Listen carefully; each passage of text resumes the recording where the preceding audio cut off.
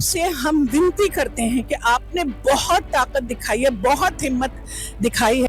ভারতের শিক্ষা ব্যবস্থার সংস্কার, প্রশ্ন ফাঁস রোধ আর শিক্ষামন্ত্রীর পদত্যাগের দাবিতে চলমান ছাত্র আন্দোলনে এবার যোগ দিয়েছেন বলিউডের বড় বড় তারকারা, যা চলমান আন্দোলনকে বিশ্বজুড়ে আরও বেশি জনসমর্থন ও প্রচারের আলোয় নিয়ে এসেছে। একদিকে হাতে জাতীয় পতাকা, মুখে নিজেদের অধিকার ও শিক্ষা ব্যবস্থা সংস্কারের দাবি, অন্যদিকে পুলিশের ব্যারিকেড, লাঠিচার্জ, কাঁদানে গ্যাস আর ধরপাকড়। আন্দোলনকারীদের উপর পুলিশের দমন পীড়ন যখন দেশজুড়ে তীব্র বিতর্ক তৈরি করেছে, ঠিক তখনই নীরব থাকেনি ভারতের সাংস্কৃতিক জগতের একটি বড় অংশ। ছাত্রদের পাশে দাঁড়িয়ে রাজপথে কিংবা সামাজিক যোগাযোগ মাধ্যমে সরব হয়েছেন বলিউডের একাধিক তারকা।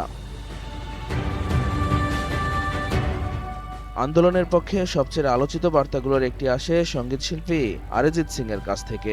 সংক্ষিপ্ত অথচ আবেগঘন বার্তায় সঙ্গীতশিল্পী লেখেন, আমাদের দেশের তরুণরা অমর, ঈশ্বর তাদের শক্তি দিন। অরিজিতের এই বার্তা আন্দোলনরত তরুণদের মধ্যে ব্যাপক সাড়া ফেলেছে। এরপরই সংহতি জানান হানি সিং।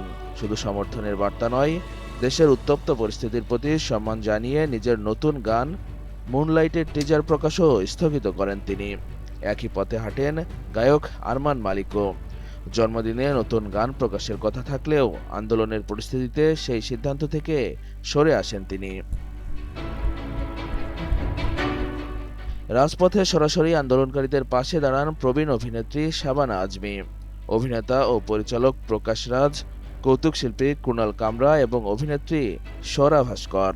শাবানা আজমি আন্দোলনকারীদের সঙ্গে কথা বলেন, অনশনরতদের পাশে বসেন, আর রাজপ্রকাশ মঞ্চে উঠে স্পষ্ট ভাষায় বলেন, আমি আপনাদের সঙ্গেই আছি। ছাত্রদের ওপর পুলিশের আচরণ নিয়ে সরব হন দিলজিৎ দোসাঞ্জ। তার বক্তব্য, মত প্রকাশের অধিকার কোনো সরকারের দয়া নয়, এটি নাগরিকের সাংবিধানিক অধিকার। আন্দোলনকারীদের পাশে দাঁড়িয়ে রাজনীতি না করার আহ্বান জানান অভিনেত্রী পুনাম পান্ডে।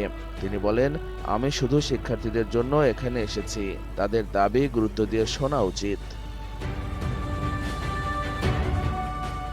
পুলিশি লাঠিচার্জের ঘটনায় ক্ষোভ প্রকাশ করেন সোনাক্ষী সিনহা। সামাজিক যোগাযোগ মাধ্যমে তিনি লেখেন, ২০ জুলাই অনেক মানুষের হাড় ভেঙেছে, আর ভেঙেছে পুরো দেশের হৃদয়। তার দাবি, শিক্ষার্থীরা শান্তিপূর্ণভাবেই নিজেদের দাবি তুলে ধরেছিল। আরও কড়া ভাষায় দিল্লি পুলিশের সমালোচনা করেন অভিনেতা নাসিরুদ্দিন শাহ। শিক্ষার্থীদের উদ্দেশ্যে তিনি বলেন, সাহস হারিও না, অনেক মানুষের সহানুভূতি তোমাদের সঙ্গে আছে, তোমরা তোমাদের ন্যায্য লড়াই চালিয়ে যাও। সরকারের প্রতি আলোচনার আহ্বান জানান প্রীতি জিন্তাও। শিক্ষার্থীদের পাশাপাশি আন্দোলনরত সোনাম ওয়াংচুকের সঙ্গে ফলপ্রসূ আলোচনার অনুরোধ করেন তিনি। এদিকে দিল্লির ঘটনায় সামাজিক যোগাযোগ মাধ্যমে ক্ষোভ প্রকাশ করেছেন স্বস্তিকা দত্ত ও শ্রীলেখা মিত্র। তাদের পোস্টেও ফুটে উঠেছে পুলিশের ভূমিকা নিয়ে তীব্র অসন্তোষ।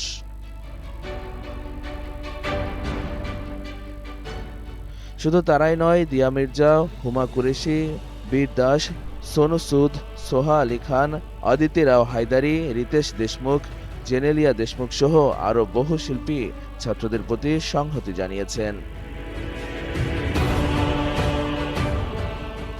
তবে এত কিছুর মধ্যেও বলিউডের অনেক বড় বড় তারকা এখনও নীরব, আর সেই নীরবতাও এখন নতুন করে প্রশ্নের জন্ম দিচ্ছে।